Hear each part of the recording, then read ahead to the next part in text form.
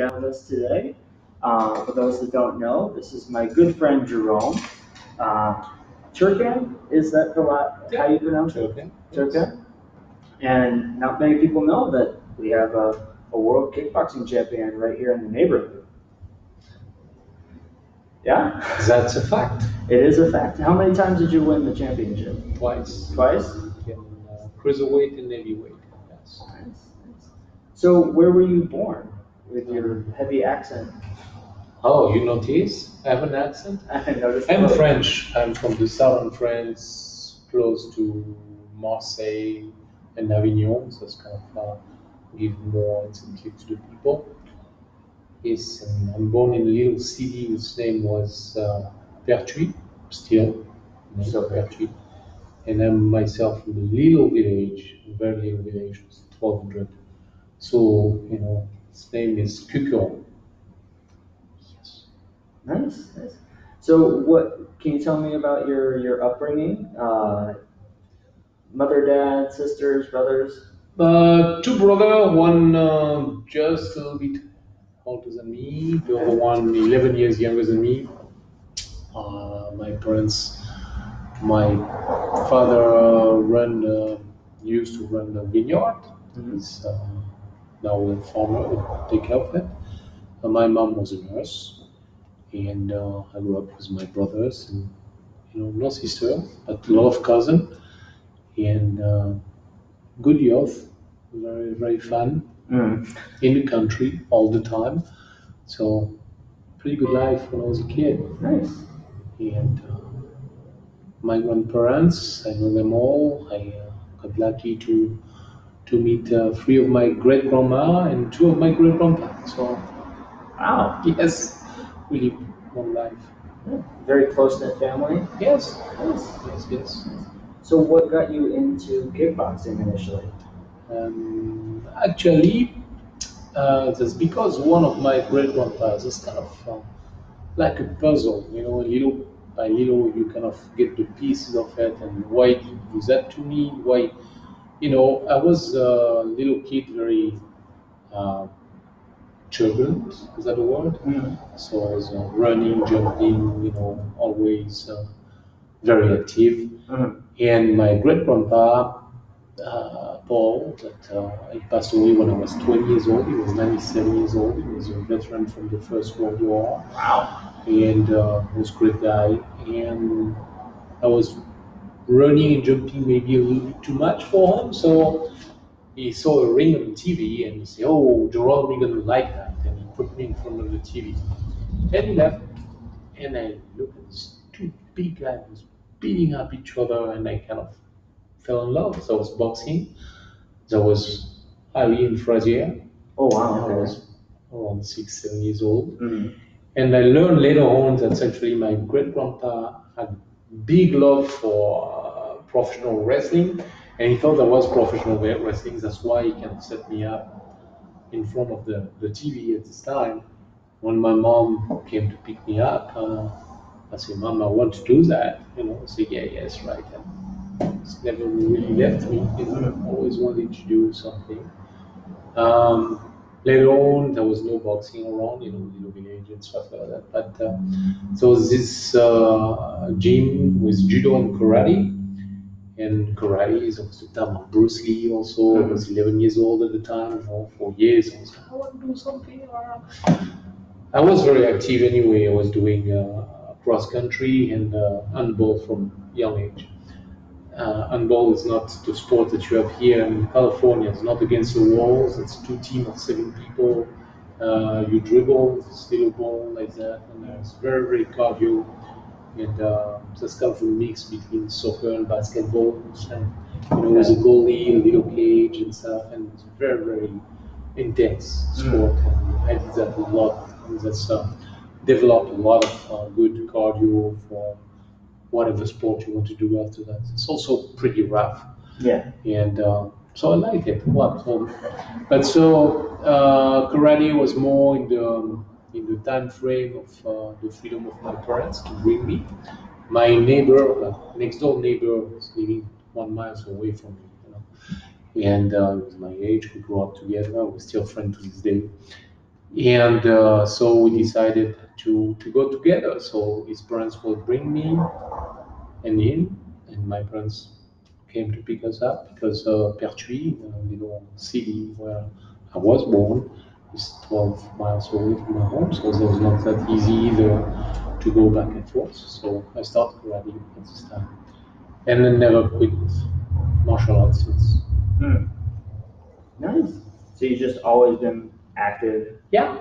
And has that always been your like main source of income, or have you had like separate jobs while doing the karate? No, karate is nothing. I did karate for several years, and at 18 I chose my college because there was a very good kickboxing team in this little city, Avignon, and so I went to Avignon instead of going to Aix-en-Provence, which was way closer to my parents' house. But Avignon was better for me because this team I wanted to work out with them. So I went over there right away. Say, hey, I want to be a fighter. The lady behind the desk kind of laughed at me a little bit, say, no, I'm serious. Okay, you'll see with the boss. As soon as I met the boss, I told them, and 2 weeks later, he told me, in 2 weeks, you're going to be in the ring. 1 month after my first day, I was doing my first fight. Okay. Yeah. How'd that go? Just, I was 18 years old. I was supposed to get the guy 18 years old, same experience, no fights, same age, same size, same. The guy didn't show up. Like my trainer was saying, as yes, his grandma suddenly sick, so it's excuse And so anyway, I put back my jeans, stuff, get back in the spectator rank. His family and my dad were kind of disappointed. Yeah. I was disappointed too, but somewhere also very, kind of, that's it. For 2 weeks, I didn't sleep very well 2 weeks before. As soon as he told me in 2 weeks you're fighting, so oh my god. So anyway, I see my trainer was looking around. He looked at me and said, Jerome, come down. Says, okay, want to see him? Say yes. Your guy is a little bit heavier. He's a senior. He has a little experience, but you can take him. So okay, the guy was 82 kilograms at the time. Between high school and college, I worked with my uncle who owned a restaurant, and I kind of grew a little bit. So after that, I went down at light heavyweight. I spent some time light heavyweight, but there I was 184, 105. So the guy was 200 pounds. He was 26 years old. He had 3 fights already, 3 victory, and all before the limits. But I was pumped. I get in the ring, and I knock him out in the first round. So getting out of the ring, because that's my game. That's for me. I knew it. Nice. And that was my first experience. So what led from your first fight to the championship? The first fight, back to the gym, I was always behind my trainer. Hey, I want to fight. I want to fight. I want to fight. Okay, so each time he had possibility to match me up, and he matched me up for the junior French championship also, and from then on, I was winning fight after fight, and won the title, and I kept going. I just never enough. I always wanted to be in the ring, and enjoyed it, and appreciated it a lot. And did several seasons as an amateur, won a lot of fight, and I have 31 fight as an amateur, 28 victory. It was 15 before the limit, and I have 2 defeat and 1 draw. The 2 defeat were when I was in the French team and in the foreign country against the guy from each country. I don't say that I should not have lost, but always I was not happy about the decision. So let's put it that way. That's fair. So we see in like popular mainstream movies, and Rocky and stuff like that. There's always like this weird training montage of like Rocky catching chicken, Rocky hitting meat. Like I imagine there's not. I got a lot of chicken, but it was not for the purpose of training. I had a little hen house at my farm, and my parents' farm, and so sometimes, you know, it's just, we played with the chicken, but that was maybe just developed some, you know, some great Some great reflex and skill. stuff. Yes, no, so it's not because of Rocky. Was there anything that you did differently in your training regimen to like You get know, the ready thing for- is, I started running in competition. I was 7 years old, Okay. and I kept running all my life. That actually was a very big asset when I was playing handball, because handball is very, that's a German sport, and there's really back and forth during the two half time of 20 to 25 minutes, depending on what level of competition. And so that's really good for the cardio. I did a lot of cross country race. Actually, at 18 at the end of my high school, I won my last race, and it's funny. I won my first race. I won my last race. Several in the middle, also in between. But when I finished, I was dying, and I said, okay, that's it for me. I was getting too big. My shoulders were growing, and my weight was growing too, despite the fact that I was running every day. Yeah. And that was not really my structure. My physical structure was not one of a runner. And I like the contact. And, you know, every when I was going, I was in boarding school. When I was going home every weekend, some of my buddies from the area were getting in my backyard, which was a big backyard, and were putting the gloves on and no mouthpiece at the time, you know, all the chin guard, and were beating each other. Like that was fun.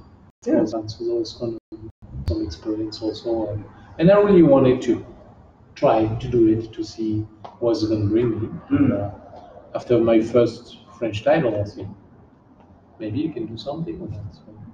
So I kept going.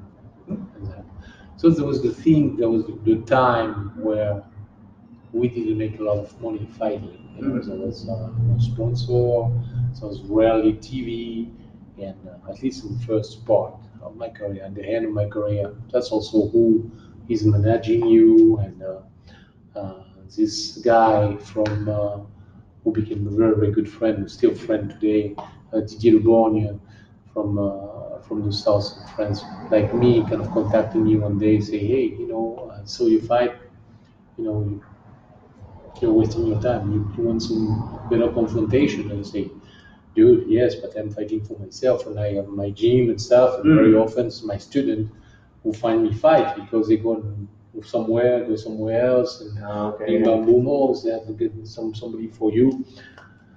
I had another coach before that, but he was not very connected with the international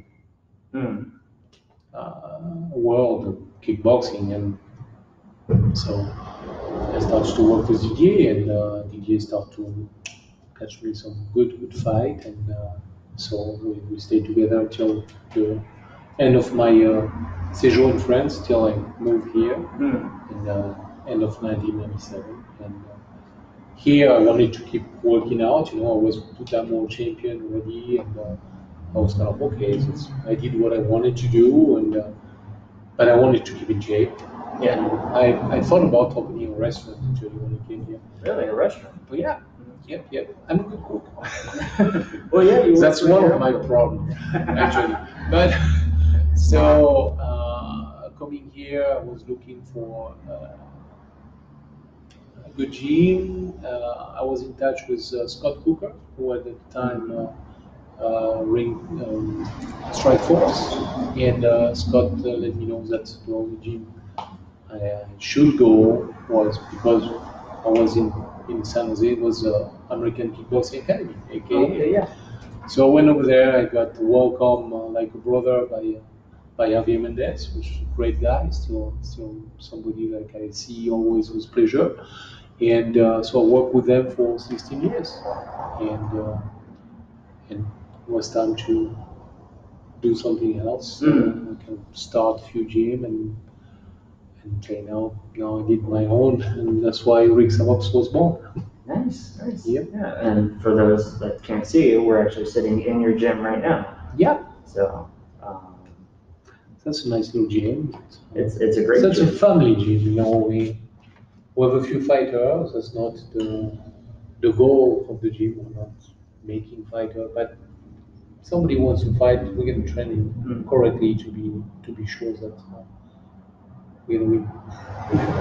We're going to do the best too, actually. I've taken a few classes here and at another place that you were at for a while, and I have to say, you're the first trainer that's ever made my abs sore the whole week afterwards. And you focus a lot on the core when you do your instruction. Abs is important. Yeah. Important for the whole thing. You have good abs, your body goes well. You don't have back pain. You know the abs. The abdominal belt is kind of maintaining your body. So Yeah. that's rotational. important. Yes. Yeah. So switching gears from the just the training regimen, what kind of mental state did you find yourself in training? You know, keeping yourself going, pushing yourself further. Did you have any kind of ways of keeping that going the whole time you were? You know, a lot of fighters say fighting is okay, but training. Well, I like training. Mm-hmm. I always like it. I like the physical expense. You know, that's I need to get rid of energy. Maybe that, you know, makes sense like that. I can put my gloves on, get with the bag, and you know, I started very young actually. When I was home and my brother was not here, my friend could not come and play with me or something, you know. So I said, okay. So I was going running, you know, on my own. Later on, I had the bag and I was hitting the bag, you know, kicking, punching, and doing stuff. And actually, always kept this train by myself attitude. And I'm good. You give me a pair of gloves and the bag, and I can stay for an hour hitting the bag, and you know, just don't see the time fly. You know, I'm with myself in my head, and that's okay company. You know. So that's yeah.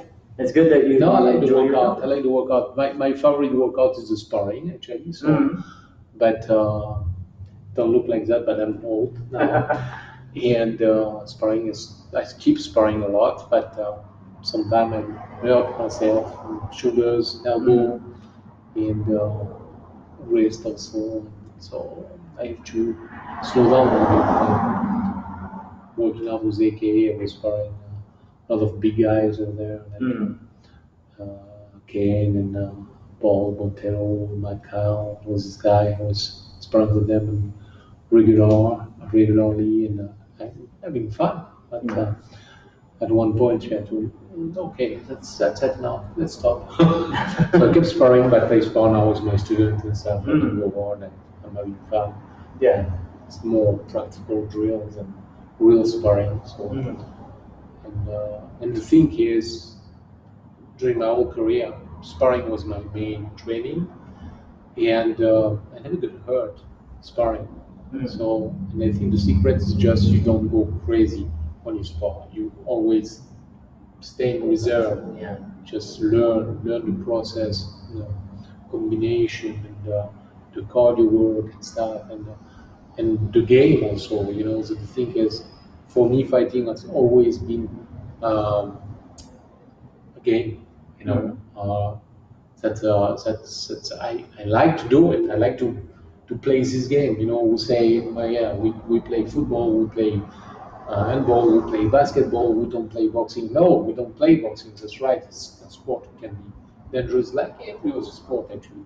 But I still have this ludic part in me, you know. And yes, I tag him, and no, he will not tag me. You know what I mean? And okay, if I tag him a little bit harder and then knock him out, it's good. But yeah, avoid getting hit. It's kind of fun. Yeah. I think the first boxing class lesson I ever took from you, you said the number one rule is don't get hit. Yeah. That's only in a fighting sport. There's two rules: hitting and don't get hit. That's it. You know, everything else is literature. Yeah. Needed literature, but just to go and process these two rules. You know, we need some techniques, some cardio, we need some being in good shape, we need a lot of things around, but yes, what is the goal? The goal is to beat the guy, not get beat by him. That's it. Now, do you watch any like UFC, boxing, anything like that? No, boxing, yes, I watch still. Why do I watch boxing still? That's because I love it. Just you know, a lot of people say, oh yes, this guy, there's no knockouts, it's not interesting.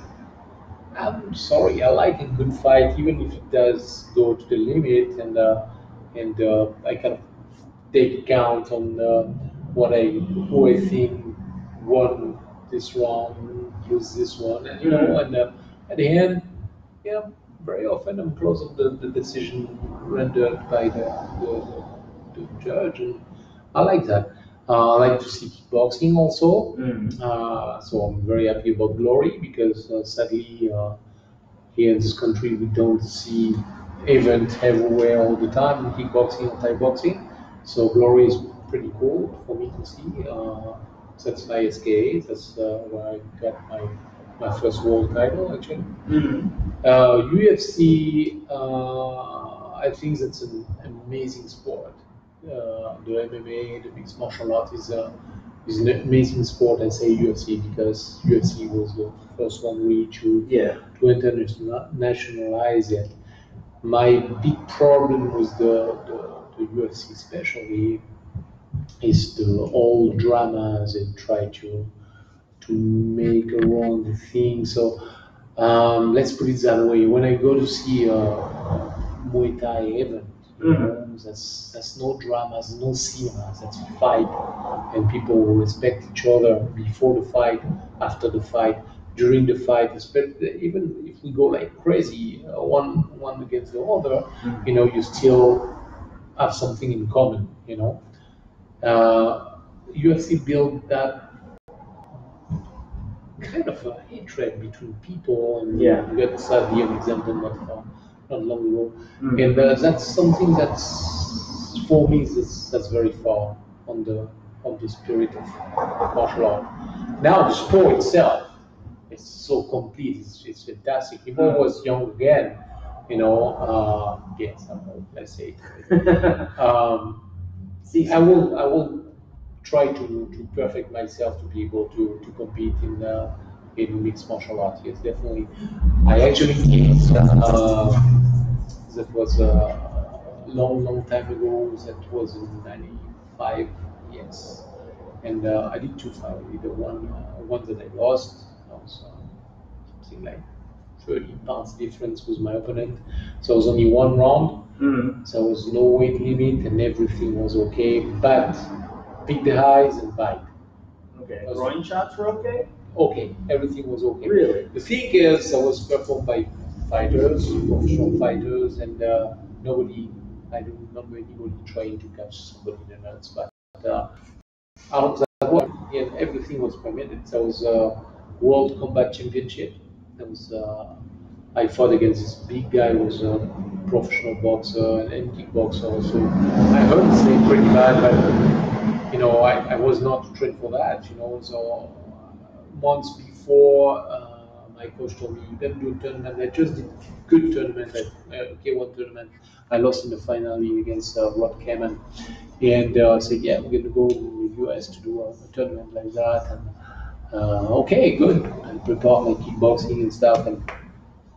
And a couple of weeks before the fight happened, I got this phone call. I'm in France, right? I got this phone call from this American reporter, and so I'm not speaking English, nothing else to maintain a discussion like that at the time. But my wife is American, so she's kind of translating the whole discussion. And she said, okay, so, Jerome, that's only one round. That's tournament, 8-man tournament. It's only one round by fight. Oh well, okay. So it was pretty well paid. And so I was like, only one round? Oh, okay.